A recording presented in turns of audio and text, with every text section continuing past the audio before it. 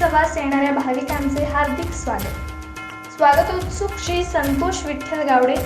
अध्यक्ष श्री मुकुंद रघुनाथ नाईक, उपाध्यक्ष श्री गोविंद सदाशिव गावडे, सचिव श्री शंकर साबाजी गावडे, खजिनदार श्री भगवान कानू गावडे, श्री चंद्रकांत गानू गावडे,